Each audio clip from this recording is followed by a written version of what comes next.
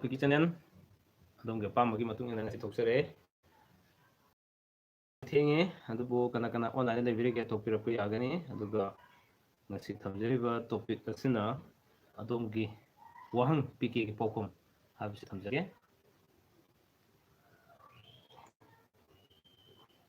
ꯑꯗꯨꯒ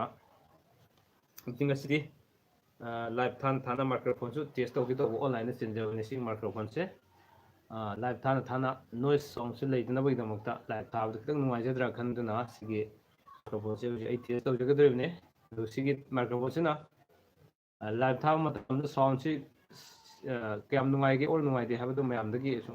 ꯍꯪꯖꯔꯒ ꯃꯈꯥ ꯇꯥꯕ ꯊꯧꯔꯝꯁꯤ ꯑꯗꯨꯃꯛ ꯆꯪꯁꯤꯟꯃꯤꯟꯅꯁꯦ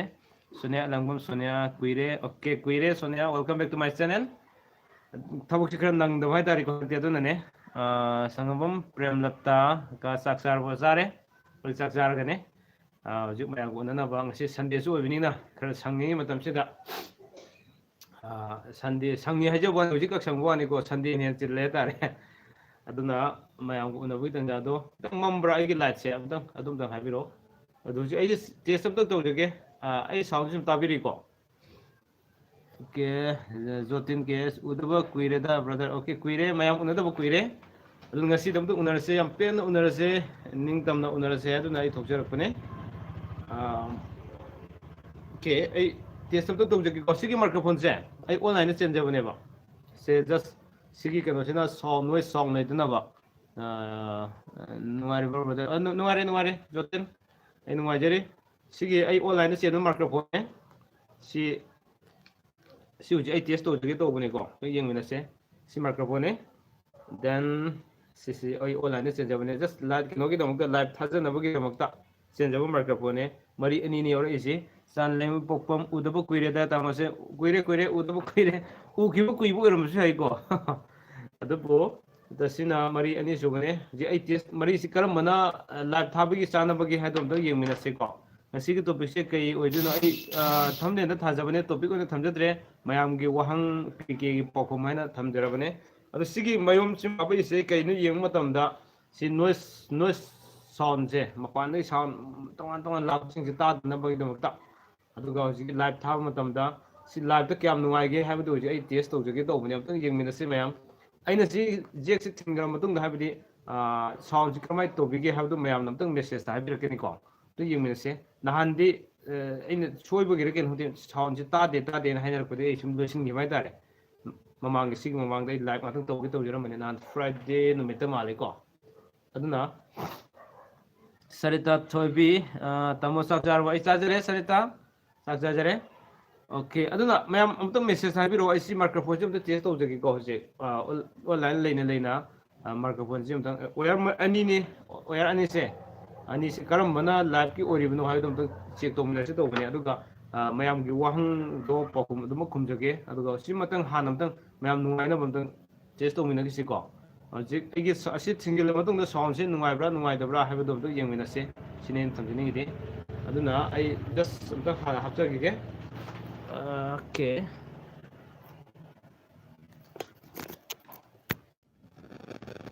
ꯑꯣꯀꯦ ꯍꯧꯖꯤꯛ ꯑꯩ ꯁꯥꯎꯟꯁꯦ ꯍꯥꯞꯆꯔꯕꯅꯦ ꯑꯗꯨꯅ ꯃꯌꯥꯝ ꯁꯥꯎꯟꯁꯦ ꯇꯥꯕꯤꯕ꯭ꯔꯥ ꯇꯥꯕꯤꯗꯕ꯭ꯔꯥ ꯑꯩꯅ ꯉꯥꯡꯕꯁꯦ ꯑꯝꯇꯪ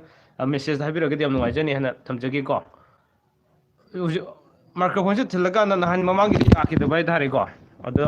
ꯍꯧꯖꯤꯛꯀꯤꯁꯦ ꯀꯃꯥꯏꯅ ꯇꯧꯕꯤꯒꯦ ꯍꯥꯏꯕꯗꯣ ꯑꯝꯇꯪ ꯑꯩ ꯃꯥꯏꯀ꯭ꯔꯣꯐꯣꯟꯁꯦ ꯍꯥꯞꯄ ꯀꯥꯟꯁꯤꯗ ꯁꯥꯎꯟꯁꯤ ꯇꯥꯕꯤꯕ꯭ꯔꯥ ꯍꯥꯏꯕꯗꯣ ꯑꯣꯀꯦ ꯇꯥꯏ ꯊꯦꯡꯛ ꯌꯨ ꯁꯣ ꯃꯆ ꯑꯩ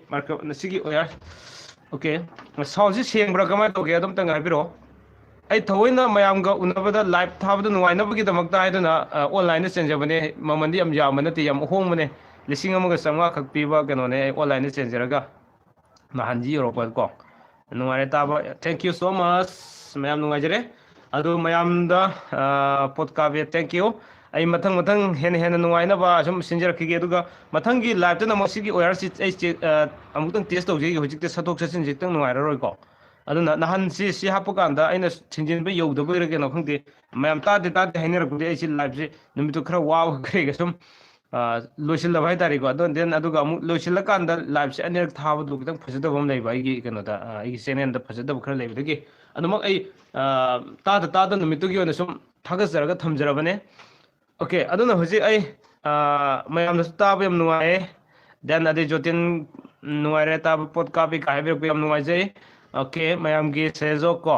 aduna asimak nai mayam gi tang sound se live tab matam da sound nuai ba simak ai sometimes phone da gi su live thaja matam ni na network se khar nuai da matam da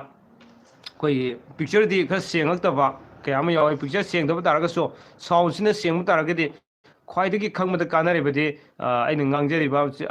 ꯑꯩꯅ ꯈꯨꯝꯖꯔꯤꯕ ꯄꯥꯎꯈꯨꯝꯁꯤꯡ ꯑꯁꯤ ꯁꯦꯡꯅ ꯇꯥꯕꯁꯤꯅ ꯍꯦꯟꯅ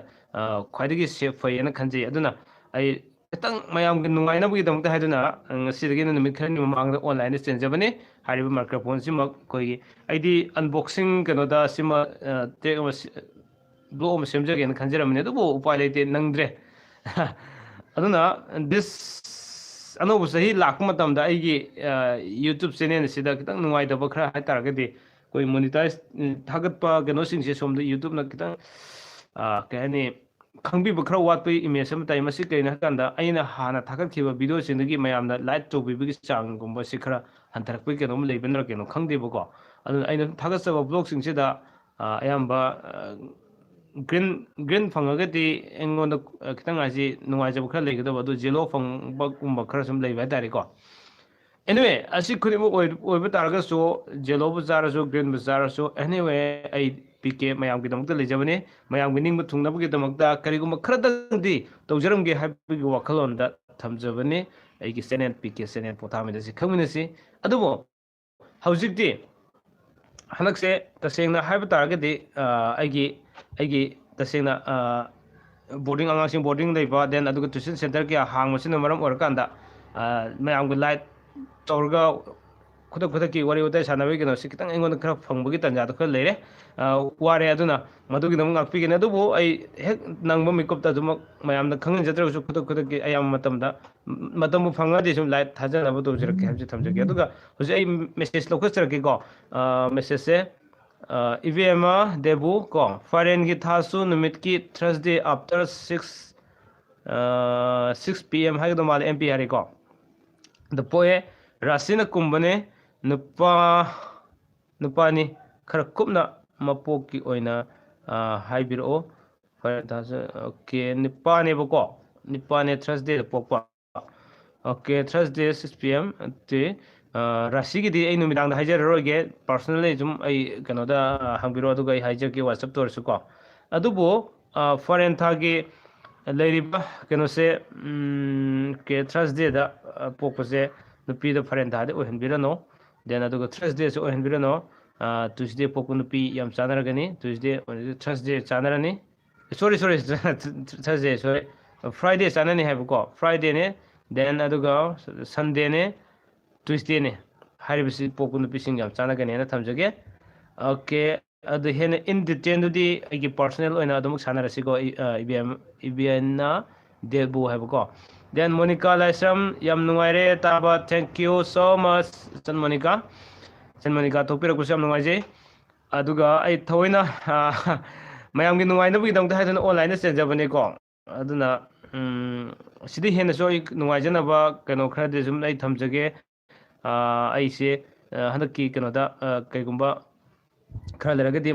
ꯃꯌꯥꯝꯁꯤꯅ support ꯇꯧꯕꯤꯔꯒꯗꯤ ꯌꯨꯇ꯭ꯌꯨꯕꯇꯁꯨ ꯃꯌꯥꯝꯅ ꯂꯥꯛꯅꯕꯒꯨꯝꯕ ꯑꯩꯁꯨ ꯄꯩꯁꯥ ꯈꯔ ꯂꯩꯒꯗꯧꯕ ꯃꯥꯜꯂꯦ ꯍꯧꯖꯤꯛ ꯐꯥꯎꯒꯤ ꯑꯣꯏꯅꯗꯤ ꯂꯥꯛꯇ꯭ꯔꯤ ꯑꯗꯨꯃꯛꯄꯨ ꯁꯤ ꯂꯥꯛꯑꯀꯥꯟꯗꯗꯤ ꯑꯩꯗꯤ ꯑꯩꯈꯣꯏ ꯂꯥꯏꯚ ꯊꯥꯕꯗ ꯅꯨꯡꯉꯥꯏꯅꯕꯒꯤꯗꯃꯛꯇ ꯍꯥꯏꯗꯅ ꯑꯩ ꯇꯣꯉꯥꯟꯅ ꯀꯦꯃꯦꯔꯥ ꯂꯩꯖꯩ ꯗꯤꯖꯤꯇꯦꯜ ꯀꯦꯃꯦꯔꯥ ꯂꯩꯖꯩ ꯑꯩꯈꯣꯏꯒꯤ ꯍꯦꯟꯗꯤꯀꯦꯝꯒꯤ ꯀꯦꯃꯦꯔꯥ ꯃꯆꯥ ꯂꯩꯖꯩꯀꯣ ꯑꯗꯨꯒ ꯄꯥꯜꯂꯒ ꯑꯩꯈꯣꯏꯅ ꯂꯥꯏꯚ ꯑꯣꯏꯅ ꯌꯥꯝ ꯁꯦꯡꯅ ꯊꯥꯕ ꯌꯥꯒꯗꯕ ꯑꯩꯈꯣꯏꯒꯤ ꯂꯥꯏꯚ ꯏꯁꯇ꯭ꯔꯤꯃꯔ ꯍꯥꯏꯅ ꯃꯇꯨꯝ ꯃꯆꯥ ꯑꯃ ꯂꯩ ꯃꯁꯤꯁꯨ ꯑꯣꯟꯂꯥꯏꯟꯗ ꯑꯩ ꯊꯦꯡꯅꯖꯕꯅꯦ ꯑꯃꯨꯛꯇꯪ ꯑꯩ ꯆꯦꯟꯒꯦ ꯍꯥꯏꯅ ꯈꯟꯖꯩ ꯃꯃꯜꯁꯤ ꯈꯤꯇꯪ ꯌꯥꯝꯕꯗꯒꯤ ꯑꯩ ꯄꯩꯁꯥꯁꯤ ꯈꯔ ꯁꯨꯝ ꯂꯩꯖꯕꯅꯦꯀꯣ ꯁꯣꯏꯗꯅꯃꯛꯀꯤ ꯑꯩ ꯂꯥꯏꯚ ꯊꯥꯕꯗ ꯅꯨꯡꯉꯥꯏꯅꯕꯒꯤꯗꯃꯛꯇ ꯃꯌꯥꯝꯒ ꯈꯨꯗꯣꯡ ꯆꯥꯅ ꯎꯃꯤꯟꯅꯕ ꯌꯥꯅꯕꯒꯤꯗꯃꯛꯇ ꯍꯥꯏꯗꯨꯅ ꯑꯩ ꯁꯤꯗꯤ ꯍꯦꯟꯕ ꯀꯌꯥ ꯑꯃꯁꯨ ꯑꯩ ꯑꯣꯟꯂꯥꯏꯟꯗꯒꯤ ꯆꯦꯟꯖꯔꯒ ꯃꯌꯥꯝꯒꯤ ꯅꯤꯡꯕ ꯊꯨꯡꯍꯟꯖꯅꯕꯒꯤ ꯍꯣꯠꯅꯖꯈꯤꯒꯦ ꯍꯥꯏꯕꯁꯤ ꯊꯝꯖꯒꯦ ꯁꯣꯔꯥꯏꯁꯝ ꯁꯈꯤꯇꯣꯝꯕꯤ ꯏꯕꯨꯡꯁꯦ ꯂꯥꯏꯚ ꯊꯥꯗꯕ ꯀꯨꯏꯕꯁꯤꯗ ꯌꯥꯝ ꯋꯥꯅ ꯉꯥꯏꯖꯔꯝꯕꯅꯤ ꯅꯨꯄꯤꯅ ꯑꯥꯒꯁ ꯅꯨꯄꯥꯅ ꯖꯨꯂꯥꯏ ꯑꯃꯨꯛꯇ ꯍꯥꯏꯕꯤꯔꯛꯑꯣ ꯅꯨꯄꯥ ꯖꯨꯂꯥꯏ ꯑꯥꯒꯁ ꯀꯩꯁꯨ ꯀꯥꯏꯗꯦ ꯌꯥꯝ ꯊꯥꯡꯅꯕ ꯌꯥꯝ ꯐꯩ ꯀꯣ ꯑꯣꯀꯦ ꯁꯔꯤꯇꯥ ꯊꯣꯏꯕꯤ ꯃꯦꯁꯦꯖ ꯀꯛꯄꯤꯈ꯭ꯔꯦ ꯋꯥꯔꯧꯕꯤꯔꯕ ꯃꯥꯜꯂꯦ ꯗꯥꯎ ꯁꯨꯡꯌꯥ ꯌꯥꯗ꯭ꯔꯦ ꯀꯃꯥꯏꯅ ꯇꯧꯗꯣꯏꯅꯣ ꯈꯪꯗ꯭ꯔꯦ ꯍꯟꯗꯛ ꯆꯍꯤꯁꯦ ꯃꯥꯂꯦꯝ ꯃꯉꯥꯡ ꯃꯥꯂꯦꯝ ꯀꯔꯤꯒꯤ ꯗꯥꯎ ꯌꯥꯗꯅꯤꯒꯦ ꯗꯥꯎ ꯁꯣꯏꯗꯅ ꯗꯥꯎ ꯌꯥꯕ ꯃꯇꯝ ꯂꯥꯛꯀꯅꯤ ꯆꯌꯣꯜꯒꯤ ꯔꯥꯁꯤꯐꯣꯜꯗꯨ ꯑꯗꯨꯃꯛ ꯌꯦꯡꯕꯤꯌꯣ ꯗꯥꯎ ꯌꯥꯕ ꯃꯇꯝ ꯁꯣꯏꯅ ꯂꯥꯛꯀꯅꯤ ꯍꯥꯏꯕꯁꯤ ꯊꯝꯖꯒꯦ ꯑꯩ ꯑꯗꯨꯅ ꯆꯍꯤ ꯑꯃꯒꯤ ꯗꯥꯎ ꯌꯥꯗꯦ ꯍꯥꯏꯔꯁꯨ ꯗꯥꯎ ꯌꯥꯕ ꯌꯥꯝꯅ ꯊꯦꯡꯅꯒꯅꯤ ꯑꯗꯨ ꯍꯥꯏꯔꯤꯕꯁꯤꯡꯗꯣ ꯊꯦꯡꯅꯅꯕꯒꯤꯗꯃꯛꯇ ꯆꯌꯣꯜꯒꯤ ꯑꯣꯏꯅ ꯔꯥꯁꯤꯐꯣꯜ ꯑꯩꯅ ꯄꯤꯀꯦꯅ ꯊꯝꯖꯕꯗꯣ ꯑꯗꯨꯃꯛ ꯉꯥꯏꯃꯤꯟꯅꯁꯤꯀꯣ ꯖꯤ ꯑꯦꯁ ꯁꯤꯡ ꯑꯣꯏ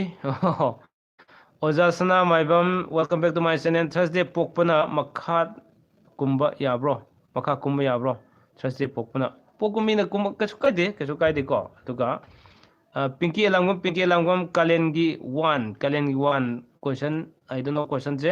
ꯀꯔꯤ ꯍꯥꯏꯗꯣꯏꯅꯣ ꯈꯪꯗ꯭ꯔꯦ ꯄ꯭ꯔꯦꯝ ꯁꯟꯖꯦꯟꯕꯝ ꯅꯨꯄꯥꯅ ꯋꯦꯗꯅꯁꯗꯦ ꯅꯨꯄꯤꯒꯤꯅ ꯇ꯭ꯌꯨꯁꯗꯦꯁꯦ ꯀꯩ ꯇꯥꯒꯦ ꯍꯥꯏꯕꯅꯤꯀꯣ ꯅꯨꯄꯥꯅ ꯋꯦꯗꯅꯁꯗꯦ ꯅꯨꯄꯤꯅ ꯇ꯭ꯌꯨꯁꯗꯦ ꯈꯥꯕꯩ ꯇꯥꯏ ꯄ꯭ꯔꯦꯝ ꯁꯟꯖꯦꯟꯕꯝ ꯑꯗꯨꯒ ꯂꯟ ꯂꯩꯁ꯭ꯔꯝ ꯇꯠꯅꯕꯗ ꯄꯣꯛꯄ ꯃꯤꯁꯤꯡꯁꯦ ꯀꯩꯗꯧꯅꯕꯒꯦ ꯀꯩꯁꯨ ꯀꯥꯏꯕ ꯂꯩꯇꯦ ꯑꯗꯨ ꯇꯠꯅꯕ ꯇꯠꯅꯗꯕꯒꯤ ꯑꯗꯨ ꯄꯣꯛꯄꯒꯤꯗꯤ ꯀꯩꯁꯨ ꯀꯥꯏꯕ ꯂꯩꯇꯦꯀꯣ ꯑꯩꯈꯣꯏ ꯊꯕꯛꯁꯦ ꯏꯪꯈꯥꯡ ꯆꯠꯊꯣꯛ ꯈꯣꯠꯇꯣꯛꯄ ꯑꯗꯨꯒꯤ ꯒꯨꯝꯕꯒꯤ ꯋꯥꯅꯦ ꯑꯗꯨꯒ ꯂꯟ ꯂꯩꯁ꯭ꯔꯝ ꯇꯠꯅꯕ ꯅꯨꯃꯤꯠ ꯈꯣꯝꯗ꯭ꯔꯥꯝ ꯅꯨꯄꯥꯗꯤ ꯂꯝꯇꯥꯗ ꯄꯣꯛꯄꯗꯤ ꯀꯩꯗꯧꯔꯒꯦ ꯍꯥꯏꯗꯧꯃꯥꯏꯅ ꯂꯝꯇꯥ ꯍꯥꯏꯔꯦ ꯂꯝꯇꯥ ꯍꯥꯏꯒꯗꯧꯕ ꯃꯥꯜꯂꯦꯀꯣ ꯑꯣꯀꯦ ꯍꯧꯖꯤꯛꯁꯤꯗ ꯑꯩ ꯒꯥꯔꯤ ꯑꯃ ꯊꯧꯈꯤꯕꯀꯣ ꯑꯩꯈꯣꯏꯁꯤ ꯁꯣꯔꯣꯛ ꯃꯄꯥꯟꯗꯅꯦ ꯑꯩꯅ ꯁꯤꯗꯗꯤ ꯁꯦꯡꯅ ꯇꯥꯖꯕ ꯍꯥꯏꯇꯥꯔꯦ ꯃꯌꯥꯝꯅ ꯍꯧꯖꯤꯛꯀꯤ ꯆꯠꯈꯤꯕ ꯒꯥꯔꯤ ꯃꯈꯣꯟꯗꯣ ꯑꯣꯛꯇꯣ ꯃꯈꯣꯟꯁꯤ ꯇꯥꯕꯤꯕ꯭ꯔꯥ ꯀꯃꯥꯏꯅ ꯇꯧꯒꯦ ꯑꯩ ꯁꯤꯒꯤ ꯃꯥꯏꯀ꯭ꯔꯣꯐꯣꯟꯁꯤ ꯄꯥꯟꯕ ꯃꯇꯝꯗ ꯅꯣꯏꯁ ꯁꯥꯎꯟꯁꯤ ꯂꯩꯇꯦ ꯍꯥꯏꯅ ꯑꯩꯈꯣꯏ ꯑꯣꯟꯂꯥꯏꯟꯗ ꯏꯕꯤꯕ ꯑꯗꯨꯒꯤ ꯑꯗꯨꯝꯇꯁꯨ ꯑꯩ ꯃꯌꯥꯝꯗꯒꯤ ꯈꯪꯖꯅꯤꯡꯕꯗ ꯑꯗꯨꯝꯒ ꯃꯦꯁꯦꯖ ꯑꯝꯇ ꯏꯕꯤꯔꯛꯑꯣ ꯒꯥꯔꯤ ꯃꯄꯥꯟꯒꯤ ꯇꯣꯉꯥꯟ ꯇꯣꯉꯥꯟꯕ ꯁꯥꯎꯟꯁꯤꯡꯁꯤ ꯆꯤꯡꯕꯤꯕ꯭ꯔꯥ ꯍꯥꯏꯕꯗꯨ ꯑꯗꯨꯝ ꯅꯥꯀꯟꯗꯁꯨ ꯏꯁꯩ ꯑꯃꯁꯨ ꯀꯟꯅ ꯊꯥꯔꯤꯀꯣ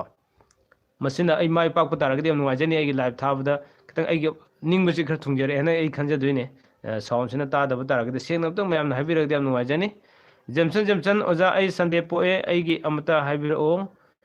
ꯁꯟꯗꯦ ꯄꯣꯛꯑꯒꯗꯤ ꯃꯟꯗे ꯆꯥꯅꯔꯦ ꯋꯦꯗꯅꯁꯗꯦ ꯆꯥꯅꯔꯦ ꯗꯦꯟ ꯐ꯭ꯔꯥꯏꯗꯦ ꯆꯥꯅꯔꯦꯀꯣ ꯄꯤꯡꯀꯤ ꯂꯥꯡꯕꯝ ꯀꯥꯂꯦꯟꯒꯤ 16ꯅꯤ ꯄꯥꯟꯕ ꯁꯇꯔꯗꯦ ꯅꯨꯃꯤꯠꯇ ꯄꯣꯛꯑꯦ ꯅꯨꯄꯤꯅꯤ ꯑꯃꯨꯛꯇ ꯌꯦꯡꯕꯤꯌꯨ ꯑꯣꯀꯦ ꯀꯥꯂꯦꯟ 16 ꯁꯇꯔꯗꯦ ꯑꯗꯨꯅꯗꯤ ꯀꯥꯂꯦꯟꯗ ꯄꯣꯛꯄꯗꯤ ꯑꯗꯨꯝ ꯑꯣꯏꯕꯤꯔꯅꯣ ꯗꯦꯟ ꯑꯗꯨꯒ ꯁꯇꯔꯗꯦ ꯑꯣꯏꯔꯒꯗꯤ ꯅꯨꯄꯤꯅꯦꯕꯀꯣ ꯑꯣꯀꯦ ꯐ꯭ꯔꯥꯏꯗꯦ ꯄꯣꯛꯄ ꯅꯨꯄꯥ ꯌꯥꯔꯦ ꯗꯦꯟ ꯑꯗꯨꯒ ꯐ꯭ꯔꯥꯏꯗꯦ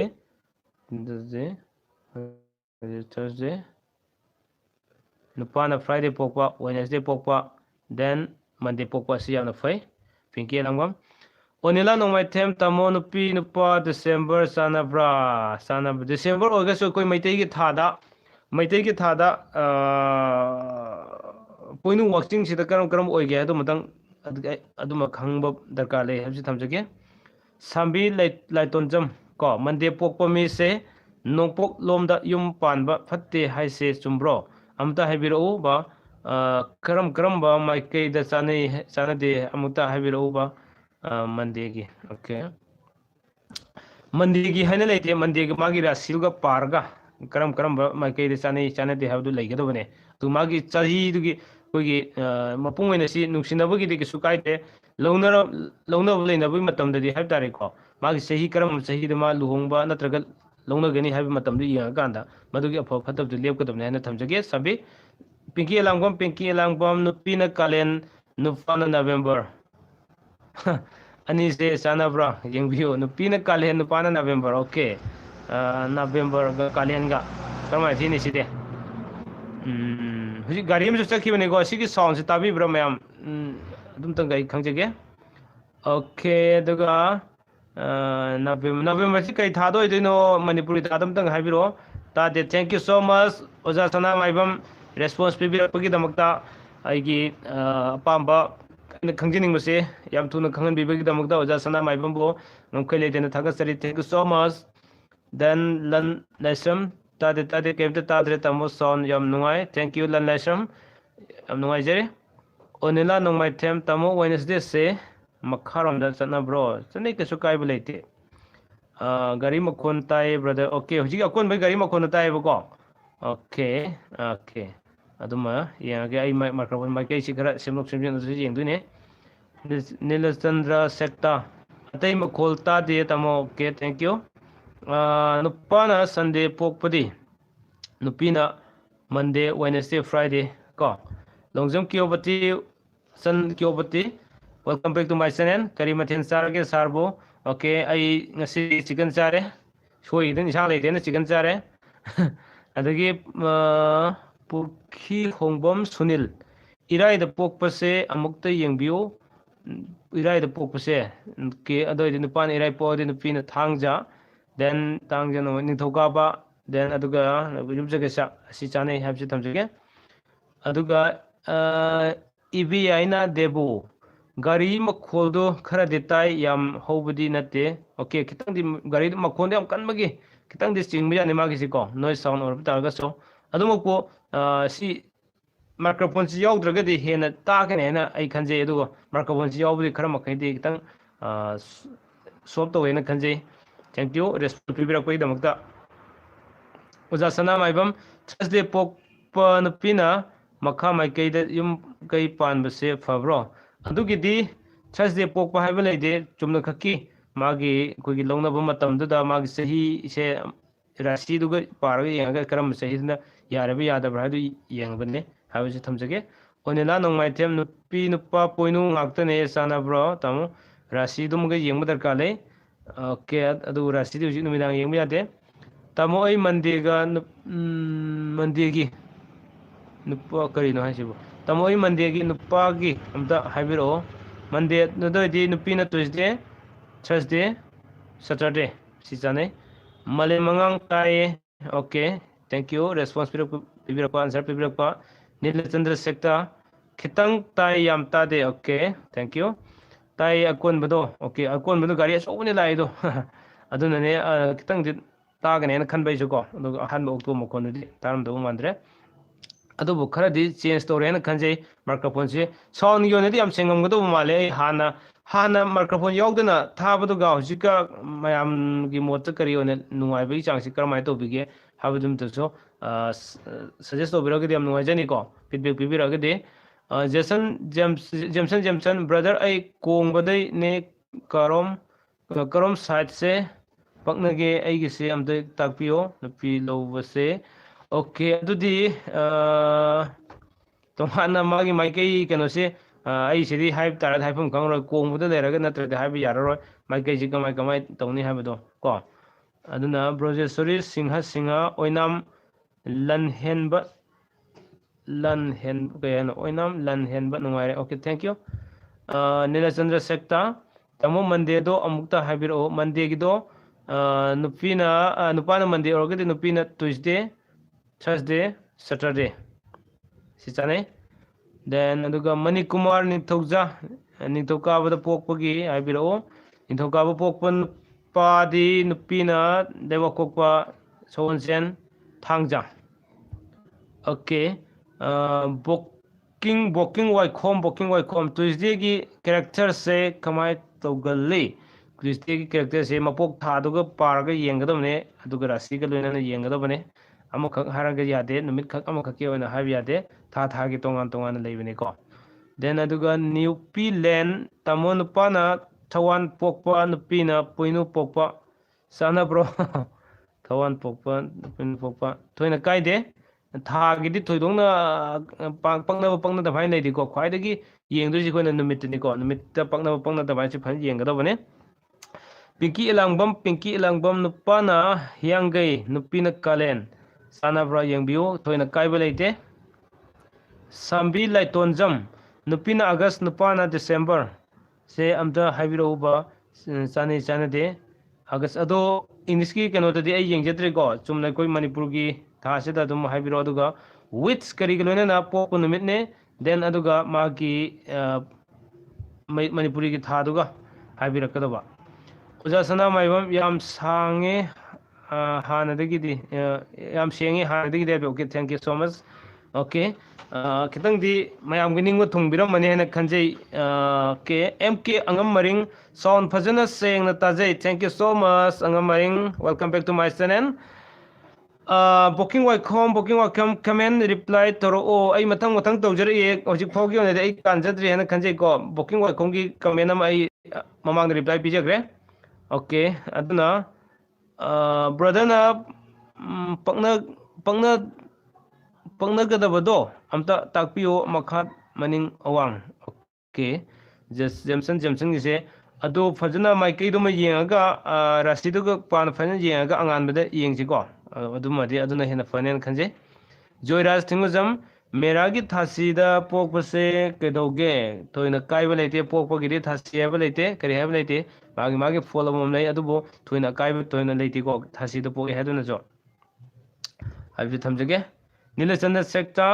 ꯃꯟꯗꯦ ꯄꯣꯛꯄꯁꯤ ꯅꯤꯡꯕ ꯊꯨꯡꯒꯜꯗꯦ ꯍꯥꯏ ꯆꯨꯝꯕ꯭ꯔꯣ ꯇꯥꯃꯣ ꯃꯟꯗꯦ ꯄꯣꯛꯄꯗꯤ ꯊꯣꯏꯅ ꯀꯥꯏꯗꯦꯗ ꯁꯟꯗꯦ ꯄꯣꯛꯄꯅ ꯌꯥꯝꯅ ꯅꯤꯡꯕ ꯊꯨꯡꯒꯟꯗ꯭ꯔꯤꯗꯤ ꯅꯤꯡꯕ ꯊꯨꯡꯒꯟꯗꯦ means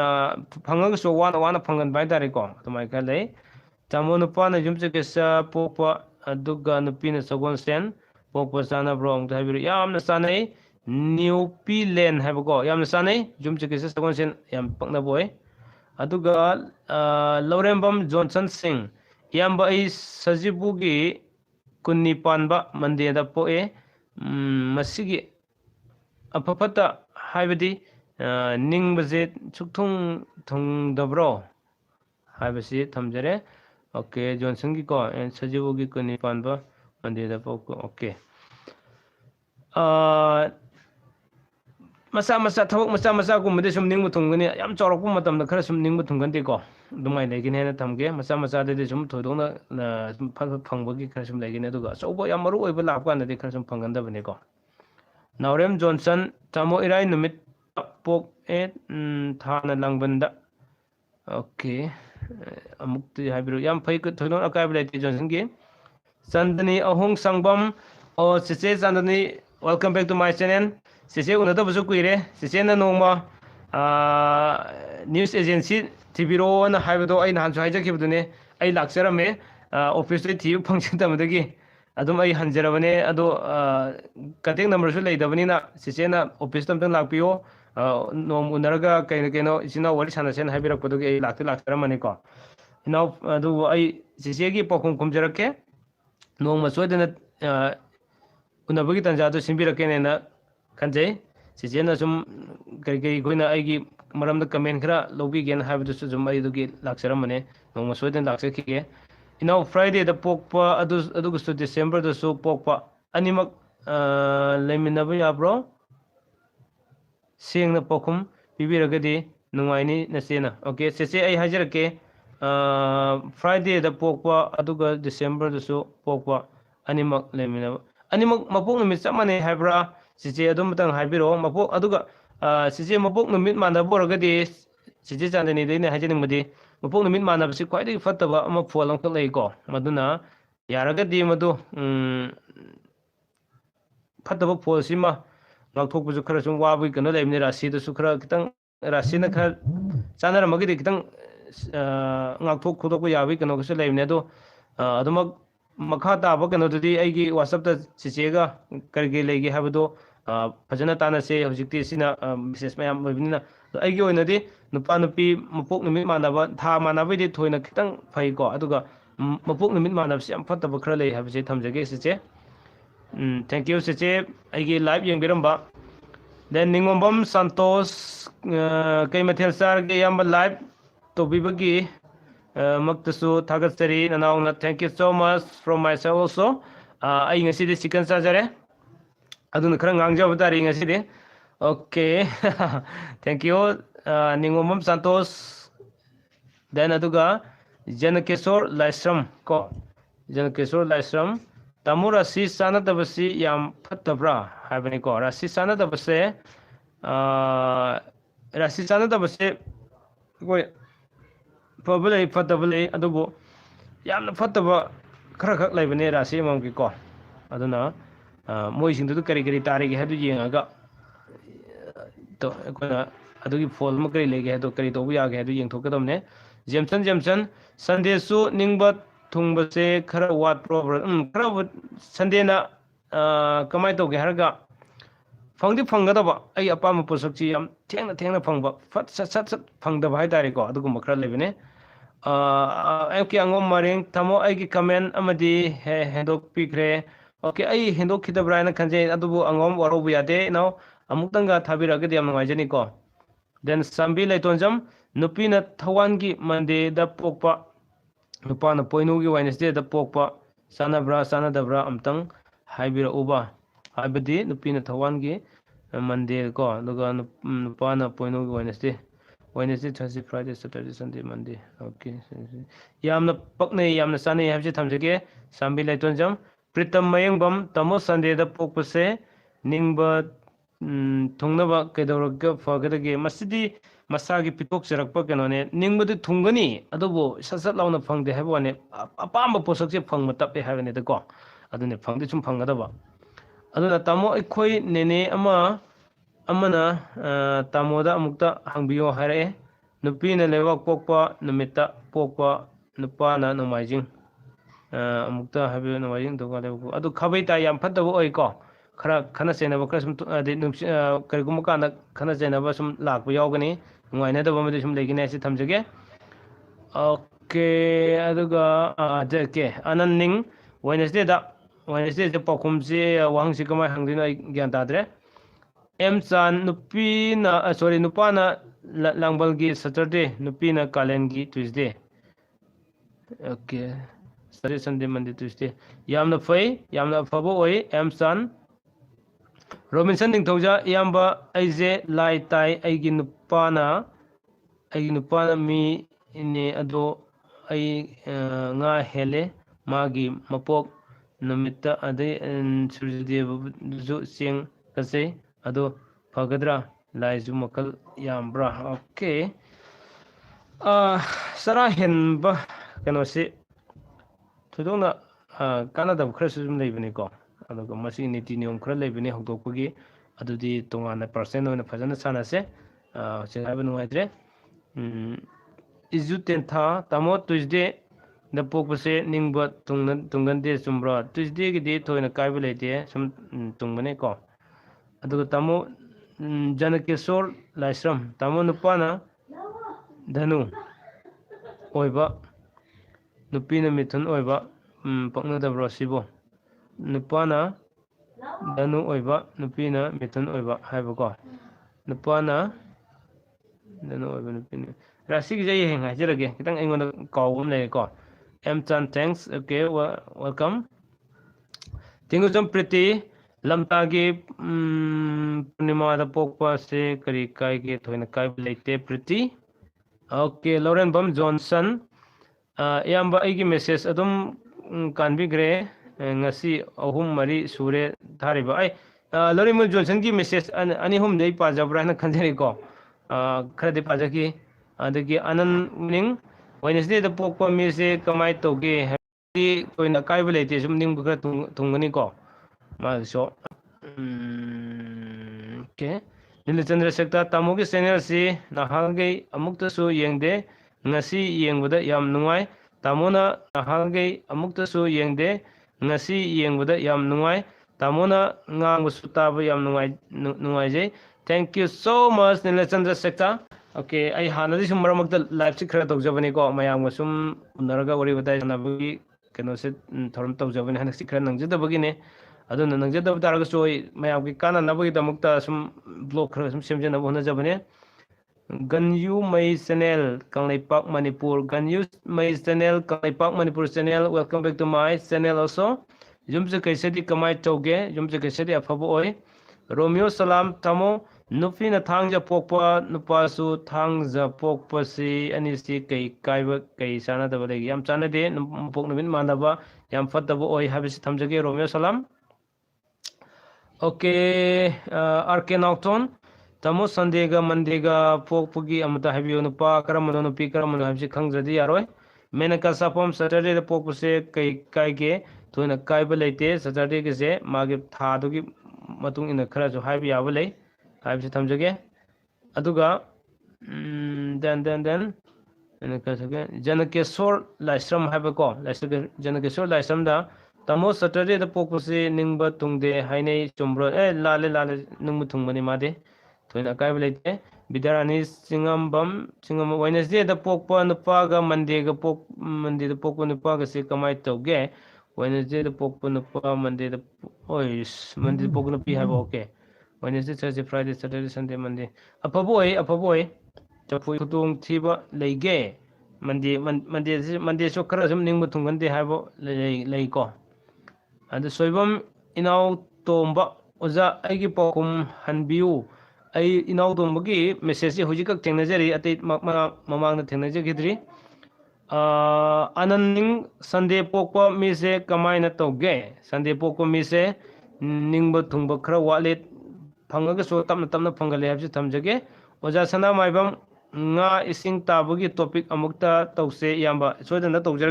tawjarake ai yumbalo namjing series thobok sikra nangdabna maram orkanda kitang tawjabani ko aduna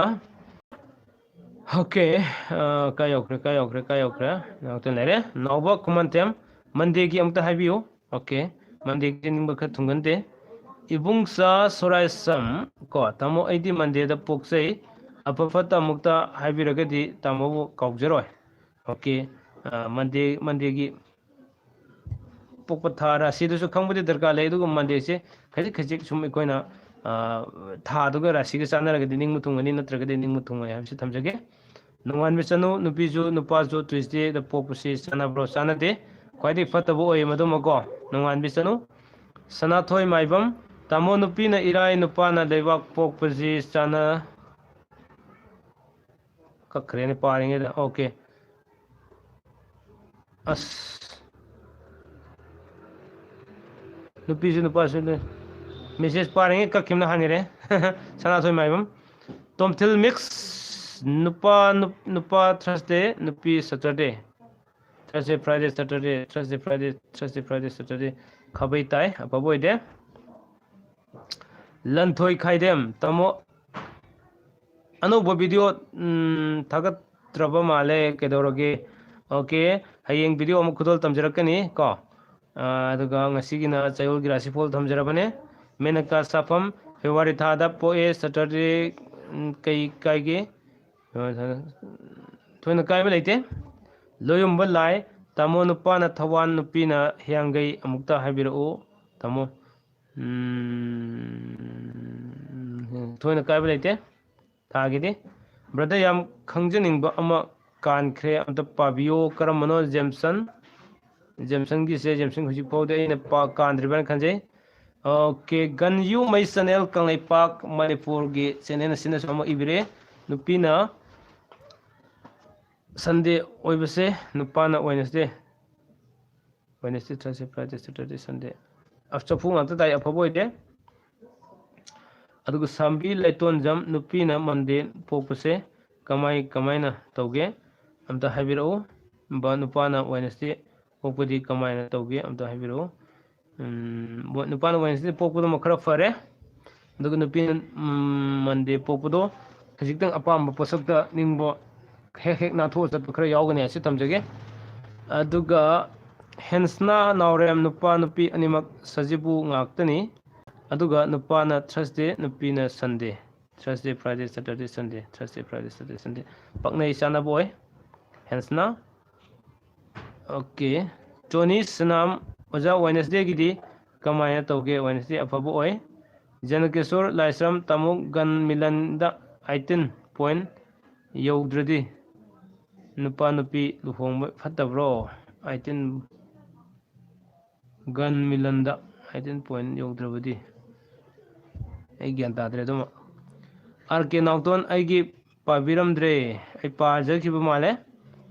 adubo oyi phoge ne kandriban khanje ko waro bibiade lanthoi khaidem tamo Tuesday gi habiu Tuesday so yai marap oina khasum phai ko aduga anan ning Tuesday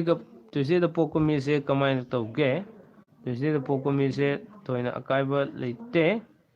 aduga kalpana hemam ko nupina Monday aduga nupana Friday oibse sana bro tamo nupina Monday nupana Friday Monday Tuesday Wednesday Thursday Friday sana de Maxina Hisnam kaka okay welcome back to my channel Maxina sai phone to biro masu wari phane sabu nang ngamdre aina lambi imda leikibna ko Leo Sanjoy tamo Monday da pokpa nupi ga Friday da pokpa nupa ga Friday Saturday Sunday Monday chane Maxina ai lae okay welcome back to my channel once again. Maxina Hisnam Chan. Okay, Sanathoi Maibam. Tamu nupi na irai nupa na lewa pokpa. Lewa pokpa jum jagi sojan irai. Sanai. Maxina kakagi live se yam nungai. Thank you so much. Maxina Hisnam.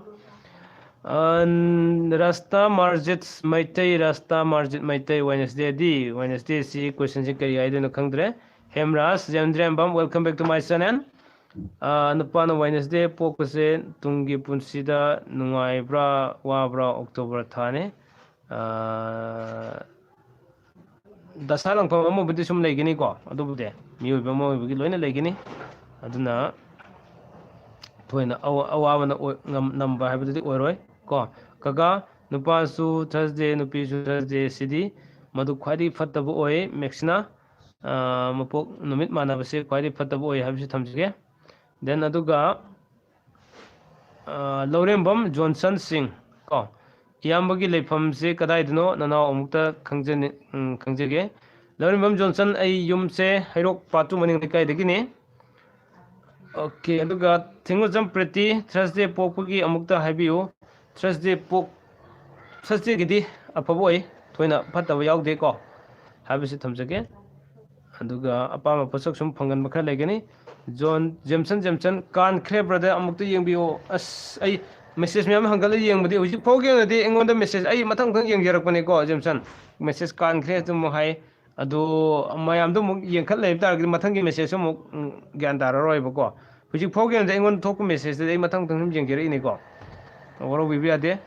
aduna ai kana gi message su kan ning bu ko ba kem nei tingon mayam gi pokum bijarage ne thamjari ni ko adam to yengsi ko chance Loyumbalai Tamo Nupi Su Nupa Su Rasida Dhanu Ngakta Oibisi Favor Yam Fabu Yadudi Loyumbalai Arke Nauton Adu Yaro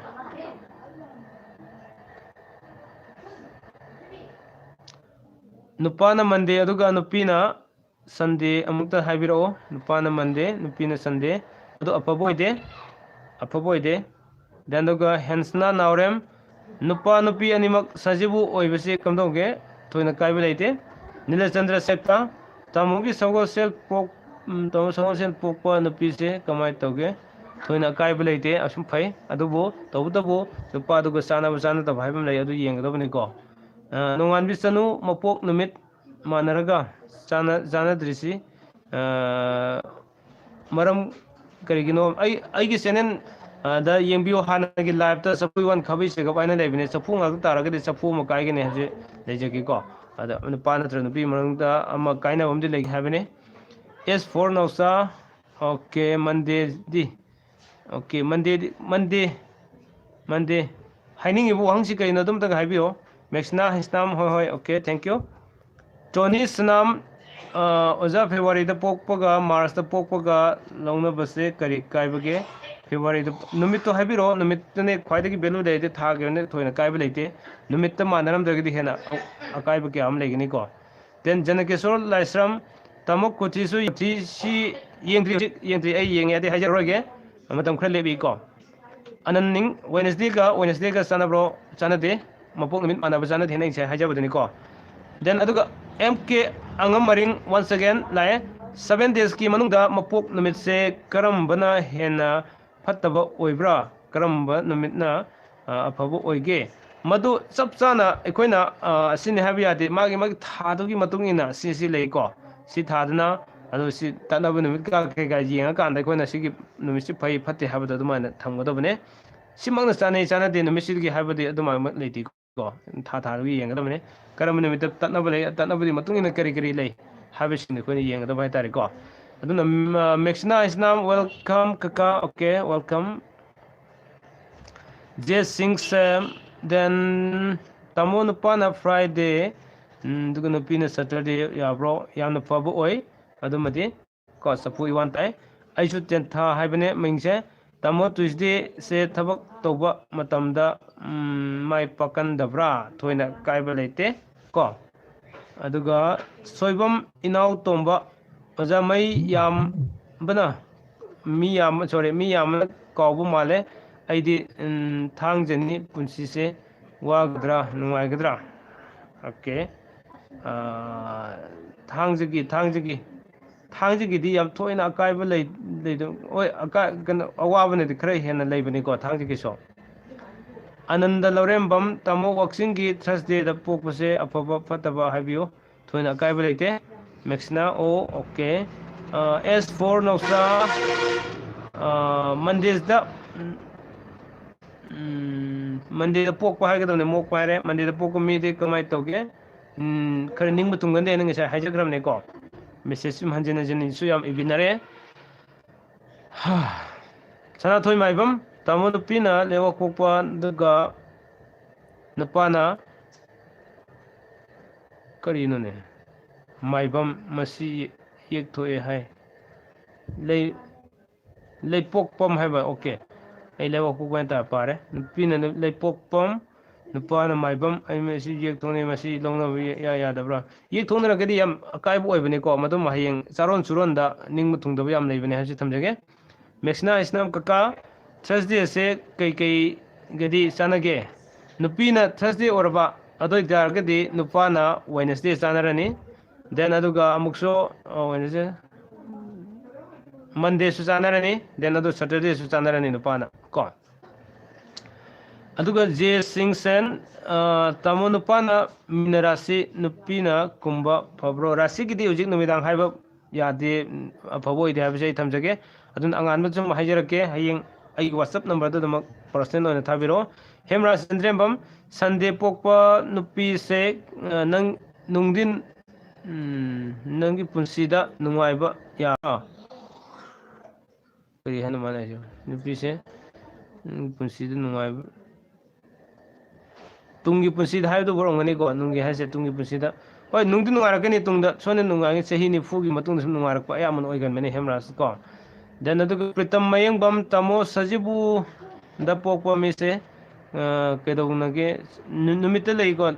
ꯊꯥꯒꯤꯗꯤ ꯊꯣꯏꯗꯣꯛꯅ ꯂꯩꯇꯦ ꯑꯣꯏꯅꯥꯝ ꯊꯣꯏꯕꯤ ꯆꯅꯨ ꯀꯀꯥ ꯅꯨꯄꯥꯅ Tuesday ꯅꯨꯄꯤꯅ ꯁꯟꯗꯦ Tuesday Wednesday Thursday Friday ꯁꯦꯇꯔꯗꯦ ꯁꯟꯗꯦ ꯑꯐꯕ ꯑꯣꯏ ꯑꯗꯨꯒ ꯔꯃꯥꯅꯟꯗ ꯇꯣꯏꯖꯝ ꯏꯌꯥꯝꯕ ꯐ꯭ꯔꯥꯏꯗꯦꯒ ꯐꯠꯇꯦ ꯑꯐꯕ ꯑꯣꯏꯗꯦ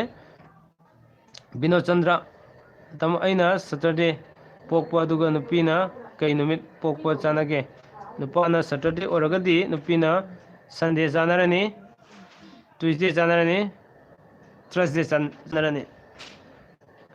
ꯅꯟꯗꯦ ꯃꯥꯏꯕꯝ ꯅꯨꯄꯥꯅ ꯐ꯭ꯔꯥꯏꯗꯦ ꯅꯨꯄꯤꯅ ꯋꯦꯅꯁꯗꯦ ꯆꯥꯟꯅꯕ꯭ꯔꯣ ꯇꯥꯃꯣ ꯅꯨꯄꯥꯅ ꯐ꯭ꯔꯥꯏꯗꯦ ꯅꯨꯄꯤꯅ ꯋꯦꯅꯁꯗꯦ ꯐ꯭ꯔꯥꯏꯗꯦ ꯁꯦꯇꯔꯗꯦ ꯁꯟꯗꯦ ꯃꯟꯗꯦ ꯇ꯭ꯌꯨꯁꯗꯦ ꯋꯦꯅꯁꯗꯦ ꯆꯥꯅꯩ ꯑꯗꯨꯒ ꯍꯦꯃꯔꯥꯖꯦꯟꯗ꯭ꯔ ꯑꯃ ꯃꯦꯁꯦꯖ ꯈꯛꯄꯤꯈ꯭ꯔꯦ ꯑꯅꯟ ꯅꯤꯡ ꯃꯄꯣꯛ ꯅꯨꯃꯤꯠꯁꯨ ꯃꯥꯟꯅꯕ ꯔꯥꯁꯤꯁꯨ ꯆꯞ ꯃꯥꯟꯅꯕ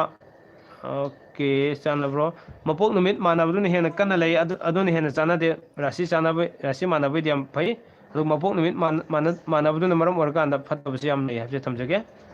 ꯅꯤꯂꯆꯟꯗ꯭ꯔ ꯁꯦꯛꯇ ꯔꯥꯁꯤꯗꯤ ꯀꯨꯝꯕ ꯀꯃꯥꯏꯅ ꯇꯧꯒꯦ ꯑꯣꯀꯦ ꯑꯗꯨꯗꯤ ꯀꯨꯝꯕꯒ ꯍꯥꯏꯔꯒꯗꯤ ꯌꯥꯗꯦ ꯑꯅꯤꯗꯨꯒꯤ ꯆꯥꯟꯅꯕꯗꯨ ꯌꯦꯡꯒꯗꯕꯅꯤꯀꯣ ꯍꯦꯃꯔꯥꯖ ꯃꯦꯁꯦꯖ ꯀꯛꯄꯤꯈ꯭ꯔꯦ ꯖꯦ ꯁꯤꯡ ꯁꯦꯝ ꯐ꯭ꯔꯥꯏꯗꯦꯗ ꯄꯣꯛꯄ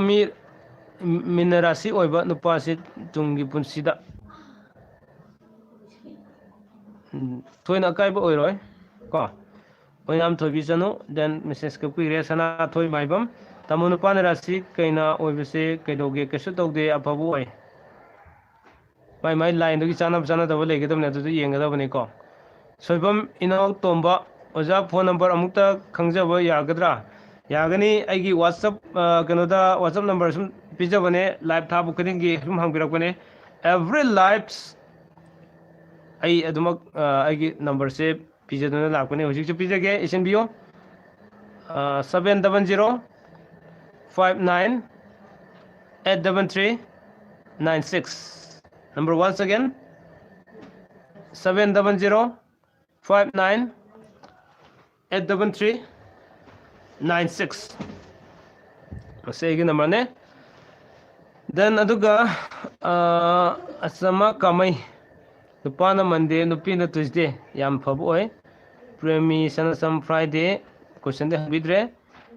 ꯐ꯭ꯔꯥꯏꯗꯦ ꯈꯛ ꯍꯥꯏꯕꯗꯨ ꯑꯩꯅ ꯀꯔꯤ ꯍꯪꯅꯤꯡꯉꯤꯅꯣ ꯍꯥꯏꯕꯗꯨ ꯑꯩꯅ ꯈꯪꯒꯗꯕꯁꯨ ꯅꯠꯇꯕꯅꯤ ꯏꯁꯥ ꯈꯛ ꯈꯪꯕ ꯑꯣꯏꯕꯅꯤꯅ ꯑꯩ ꯄꯥꯎꯈꯨꯝ ꯄꯤꯖꯗ꯭ꯔꯦ ꯑꯗꯨꯃꯗꯤ ꯐ꯭ꯔꯥꯏꯗꯦꯒ ꯍꯥꯏꯕꯁꯤ ꯑꯩ ꯀꯔꯤ ꯍꯥꯏꯅ ꯈꯨꯝꯗꯣꯏꯅꯣ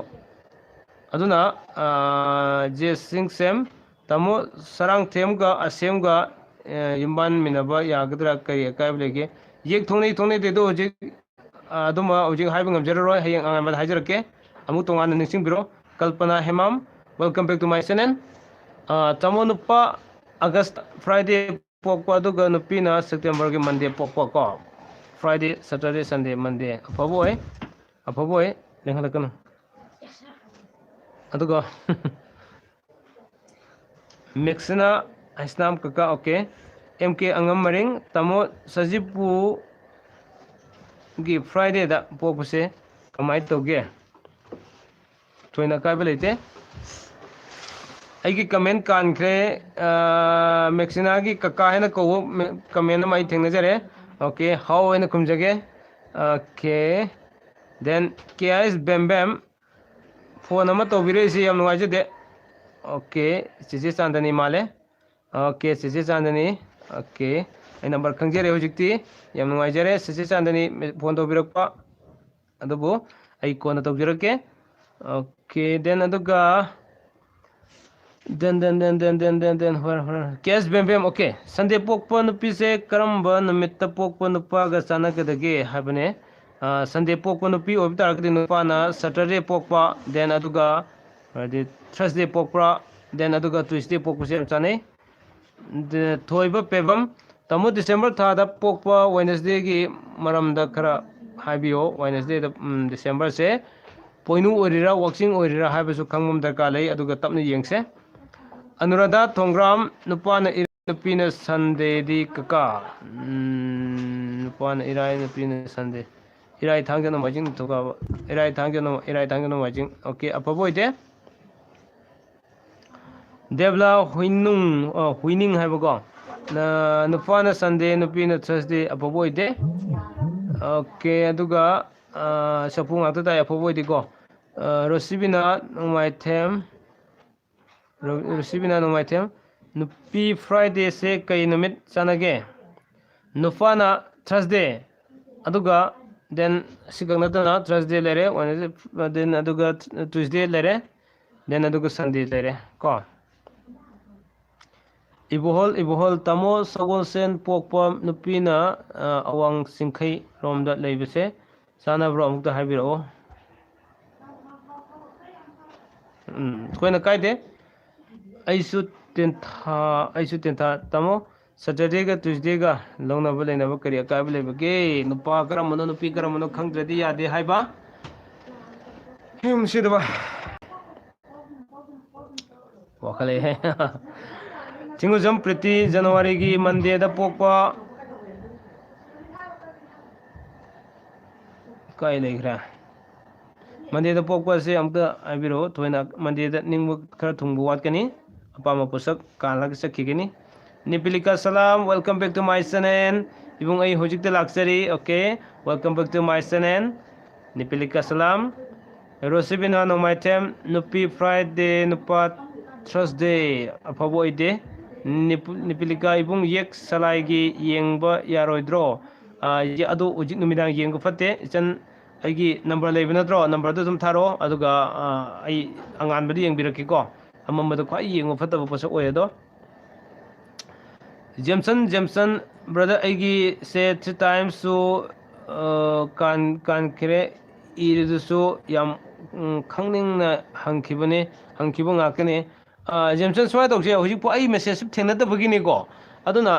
ꯈ꯭ꯋꯥꯏ ꯐꯕꯗ ꯁꯨꯝ ꯍꯧꯖꯤꯛꯁꯨ ꯃꯊꯪ ꯁꯨꯝ ꯆꯥꯟꯁꯄꯨꯗꯤ ꯌꯦꯡꯁꯦ ꯗꯦꯟ ꯑꯗꯨꯒ ꯇꯉꯥꯏ ꯐꯗ꯭ꯔꯗꯤ ꯑꯩ ꯅꯝꯕꯔ ꯄꯤꯖꯔꯤꯗꯣ ꯅꯝꯕꯔꯗ ꯐꯖꯅ ꯏꯕꯤꯔꯣ ꯑꯩ ꯄꯥꯔꯁꯅꯦꯜ ꯑꯣꯏꯅ ꯐꯖꯅ ꯌꯦꯡꯕꯤꯔꯛꯀꯦꯀꯣ ꯖꯦꯝꯁꯟ ꯑꯗꯨꯒꯤ ꯇꯟꯖꯥ ꯑꯃꯁꯨ ꯁꯣꯏꯅ ꯄꯤꯖꯒꯦ 363ꯒꯤ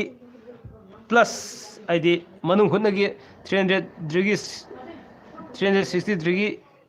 ꯑꯦꯅꯥꯂꯥꯏꯁꯤꯁꯀ ꯍꯥꯏꯔꯛꯀꯗꯧ ꯃꯥꯜꯂꯨꯔꯦ ꯄ꯭ꯂꯁ ꯑꯣꯏꯔꯝꯂꯦ ꯁꯦꯞꯇꯦꯝꯕꯔꯒꯤ 6ꯗ ꯇꯔꯨꯛꯇ ꯄꯣꯛꯄꯁꯦ ꯀꯃꯥꯏꯅ ꯇꯧꯒꯦ ꯇꯥꯔꯤꯛꯀꯤꯗꯤ ꯑꯩ ꯍꯥꯏꯕ ꯌꯥꯗ꯭ꯔꯦ ꯀꯣ ꯅꯨꯃꯤꯠꯀꯨꯝꯕ ꯌꯦꯡꯉꯒꯗꯤ ꯍꯥꯏꯕ ꯌꯥꯕꯅꯦ ꯀꯦꯅꯤꯇꯥ ꯆꯤꯡꯉꯥꯈꯝ ꯑꯪꯀꯜ ꯅꯨꯄꯥꯅ ꯊꯔꯁꯗꯦ ꯅꯨꯄꯤꯅ ꯁꯟꯗꯦ ꯊꯔꯁꯗꯦ ꯐ꯭ꯔꯥꯏꯗꯦ ꯁꯦꯇꯔꯗꯦ ꯁꯟꯗꯦ ꯑꯐꯕ ꯑꯣꯏ ꯀꯣ ꯅꯨꯄꯥ ꯀꯨꯝꯕ ꯅꯨꯄꯤ ꯔꯥꯁꯤꯗ ꯍꯥꯏꯖꯔꯔꯣꯏꯒꯦ ꯃꯦꯛꯁꯤꯅꯤꯀꯥ ꯍꯩꯁꯅꯥꯝ ꯀꯀꯥ ꯍꯥꯎ ꯑꯃꯨꯛꯀꯁꯨ ꯀꯥꯟꯈ꯭ꯔꯦ ꯀꯔꯝꯕꯅꯣ ꯑꯩ ꯀꯥꯟꯈꯤꯗꯕ꯭ꯔꯥ ꯈꯜꯂꯦꯗ ꯃꯦꯁꯦꯖꯁꯦ ꯊꯥꯔꯛꯑꯒ ꯑꯩꯉꯣꯟꯗ ꯌꯧꯔꯛꯇꯕ ꯈꯔ ꯌꯥꯎꯕ ꯃꯥꯜꯂꯤꯀꯣ ꯑꯩ ꯁꯨꯃꯥꯏꯅ ꯈꯟꯖꯕ ꯀꯥꯟꯗ Rupesh Rajkumar ko Tuesday pokpa pipam singi kai gyan tadre Rupesh na habirise Suresh Anthem nupa Thursday nupi Tuesday Friday Saturday Sunday Monday Tuesday apabo oi KSB message kakpi gre thoiba pebam tamo poinu thada pokpa Wednesday gi maramda khara haibiyo Wednesday apabo thoina kaiba leite apabo oi aiju Saturday aiju tenthagi Saturday nupi Tuesday na nupa se tamo okay Saturday na nupi Tuesday na nupa Tuesday Wednesday Thursday Friday Saturday apabo ide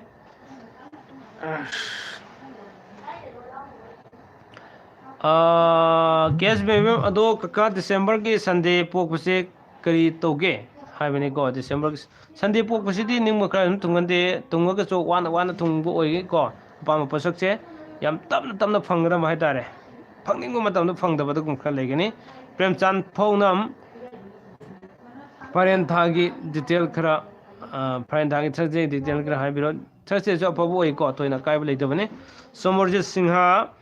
kaka hiangai thagi Tuesday da pokpase kamai toge kitang Tuesday da pokpase so kitang wali ko adi matam adi thadagi numise Jameson hoi brother okay thank you so much jabirak pagi damakta ai taseng na hargade message ujada bane ko ai yari makai di amam ta pajawra khanja bane adu daw na ning asigi soidana tonga person na haying ayuk to fana sana ko ibol tamo nupa na brisa nupina briska ado so angan jeng jage live photography tamo nupa su Wednesday nupi su Wednesday pokuli kamai to madu afabo ide khwai fataba ningma thungdaba legani Anuradha Thongram nupina Singha nupa na mes ti kamai to aido rasi so hajar roige orobiya de ain hajar roige sinu myam gi phanaba gi damakta ni ko Ramesh Hobam Iyamba nupina Tuesday nupana Saturday nupina Tuesday nupana Saturday Monday Tuesday Saturday Sunday Monday Tuesday apabo hai Suresh Anthem thanks tamo welcome Sarita welcome tamo sajibu thagi Wednesday the pokpasi maramda haibiyo Wednesday the pokpi de thoina kaiba leite apabo oi James Tokchong Wednesday August apabo oi tenaduga Sweetie Anjali Girls Oza Thagi Ahan Beritu Lakpagi Fi Macheto Masamakta Kana Doira Natraga Magi Masa the Kanai Hybra Amta Habiro please Fi Edo Tabista Hablaga Sibia bra okay yai kesu gaide masa da kana gadabane ko masagi ne masagi nate masana masagi la kadabane aduna masama ki oigada bhai tare ko ti Robindro Tongram ti okay case me nupi Sunday nupa Friday bose Friday Saturday Sunday apaboide Sarat Singh Singumbam brother nupa na Monday nupi na Friday sana bro nupana Monday nupina Friday Monday Tuesday Wednesday Thursday Friday sana de apabo de ningmu thungoi sangambam Premlata ka Friday pokose ningba thungandabra thungale Friday de am pabo namini Anuradha Thongram AP kari hanu khangdre dagi gan you my channel Kanglai Park Manipur thanks brother God bless you okay same to you Debla Huining November thada pokpa aduga December thada pokpa amatu yengbiyo yengbase thagi si numi yawdragdi ai haiba ngamjaroi Rupesh Tuesday ga pokpa masa singje kari hanu khangdre mayam parakku gandadi sum haidi shortcut ibase ingona kitang ko marok khale ko adi thengnarakuni ngadang khanbai kanoche waja baitare aduna Saman Kumar Pokrambam nupana Monday nupina Sunday kay akaiba lege nupina Sunday nupana Monday apaboy de kabaitai Opendro Elangbam nupana nigthokaba nupina Friday dogale ko irai apaboy de aduso Surjit Boxer Wednesday September da pokpasi kedogi apabo oi Anuradha Thongram April da pok pi kaka amata haibiro Wednesday se nupine Wednesday ode apabo oi kesu kai leite KS Bem thanks kaka aigi khangning khara habibagi thank you so much aigi site gi so Thinguzam Preti Thursday pokpana pot leibagi afaba numit amuktang yengbiu adudi dugi tanadaba yengakanda dugi numit lepkadabani ko pokko numitugi pot leiba adumai leite man dugi na karam kana tanaba lei karam kana yade habam adugumbu yengdaba Isan thoi nupa na Sunday nupi na Wednesday apaboi thoi na kaiba leite then aduga Kenny singa kham uncle nufana February nufina April sanabra sanadabra se amta habiyo